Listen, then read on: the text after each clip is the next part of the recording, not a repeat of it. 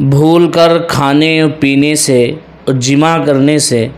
روزہ نہیں ٹوٹتا، اور اسی طریقے سے روزے کی حالت میں اگر جسم کے کسی بھی حصے سے خون نکل جائے تو روزہ نہیں ٹوٹتا۔ اسی طریقے سے خون چیک کروانے کے لیے اپنے جسم سے خون نکلوایا جائے تو بھی روزہ نہیں ٹوٹتا۔ اسی طریقے سے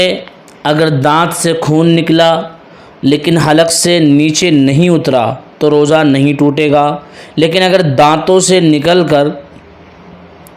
خون تھوک کے ساتھ مل کر حلق سے نیچے اتر گیا تو اب اس کی صورت یہ ہے، یعنی دیکھا جائے گا کہ خون غالب ہے یا نہیں۔ اگر خون غالب ہے اور اس کا ذائقہ محسوس ہوا حلق کے اندر تو روزہ ٹوٹ جائے گا اور اس کی قضا بھی لازم ہوگی، اور اگر خون غالب نہ ہو بلکہ تھوک غالب ہو تو اس طور پر نہ تو روزہ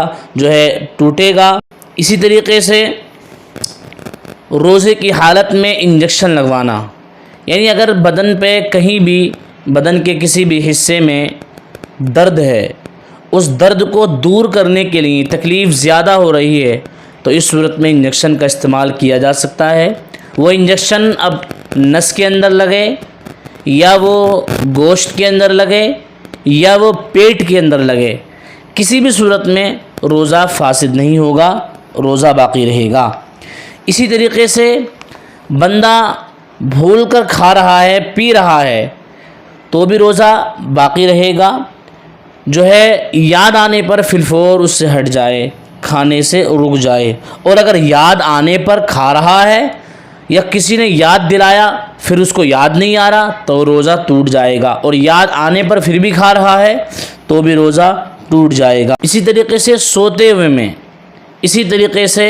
بندہ سو رہا ہے اور سونے کی حالت میں اس کو احتلام ہو جائے تو بھی روزہ نہیں ٹوٹتا، روزہ باقی رہے گا۔ اسی طریقے سے روزے کی حالت میں آنسو منہ میں چلا گیا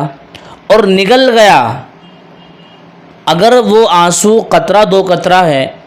تو یاد رکھیں روزہ نہ گیا، روزہ فاسد نہ ہوا، روزہ باقی ہے، اور اگر وہ آنسو کی مقدار زیادہ ہے،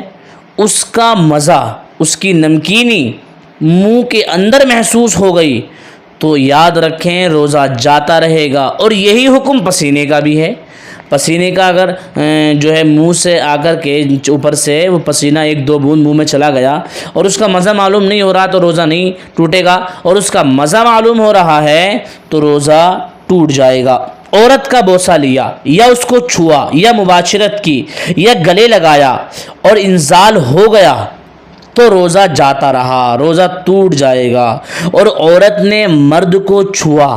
اور مرد کو انزال ہو گیا تو روزہ نہ گیا۔